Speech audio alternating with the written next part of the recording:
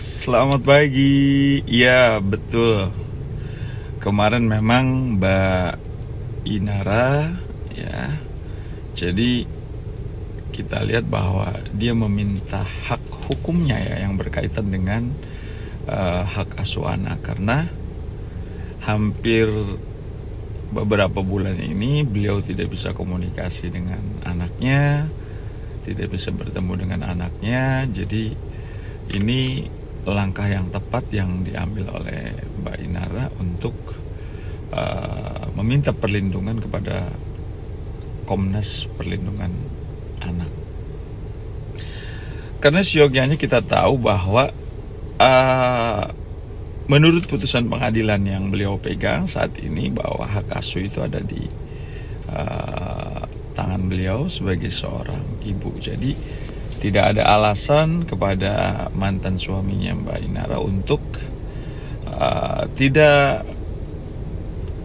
atau melarang Mbak Inara untuk ketemu anak, karena ini juga merupakan bagian daripada satu perbuatan dugaan tindak pidana ya, jika memang itu dilakukan oleh mantan suaminya, yaitu inisial V, bahwa bagian daripada kekerasan psikis ya. Karena apa? Karena dia kan harus juga bertemu dengan ibunya. Jadi pada prinsipnya itu adalah anak bersama ya, anak kedua orang tuanya. Tetapi kita sadar bahwa putusan pengadilan kemarin itu kan hak asuh anak ada di ibunya, ada di Mbak Inara. Jadi harusnya anak-anak tinggal bersama Mbak Inara ya, gitu. Masalahnya mantan suaminya mau ketemu kan bisa aja, selama ini kan tidak ada masalah itu. Selama ini kan bisa komunikasi dengan anak-anaknya tanpa harus dia bawa kabur atau menyembunyikan anaknya atau menjauhkan anaknya dari Mbak Inara sendiri. Oh pasti itu jelas di dalam Undang-Undang Perlindungan Anak ya, karena itu kan hak anak untuk mendapatkan kasih sayang dari kedua orang tuanya, terutama ibunya yang memegang putusan pengadilan sebagai pemegang hak asuh anak. Iya dong, harus ya. Putusan pengadilan itu adalah undang-undang. Jadi kita harus tunduk dan patuh sama undang-undang, ya kan? Jadi walaupun itu berat bagi mantan suaminya, kenapa hak asuh anak jatuh ke tangan Mbak Inara, nah, kita harus tunduk. Karena ada asas hukum yang disebut dengan res judicata pro pere tato habitor. Putusan pengadilan itu harus dijalankan walaupun ya itu berat ya diterima oleh kita, tetapi tidak boleh kita bantah. Yes. Jika dia memaksa untuk terus menguasai anak-anaknya tanpa dia memberikan kesempatan kepada Mbak Inara selaku ibu kandungnya, maka itu jelas bertentangan dengan Undang-Undang Perlindungan Anak ya, Undang-Undang Nomor 35 tahun 2014, jelas di dalam pasal 76C jungto pasal 80 ya. Jadi melarang keras ya, kekerasan fisik maupun psikis atau menterlantarkan anak ya. Ini kan bagian daripada kekerasan psikis gitu loh.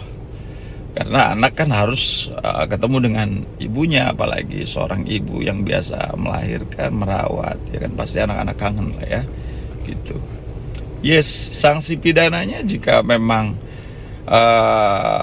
terjadi kekerasan, apakah itu kekerasan biasa atau kekerasan dengan luka berat atau sampai meninggal, itu jelas ada di dalam pasal 80 Undang-Undang Perlindungan Anak, Undang-Undang Nomor 35 tahun 2014. Sanksi pidananya dari 3 sampai 15 tahun dan dendanya juga sampai miliar ya dendanya gitu. Betul. Yes.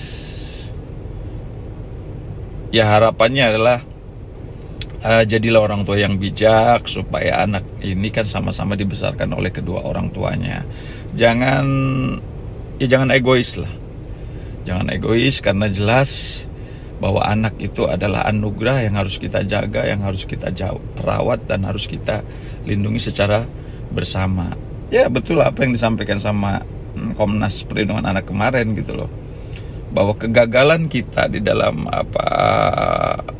mendidik anak atau menjadi orang tua buat anak-anak karena bercerai ini kan merupakan bagian daripada kegagalan. Jadi kegagalan itu jangan terus ditambah sehingga ini akan menjadi berbahaya buat psikis dan mental anak itu sendiri.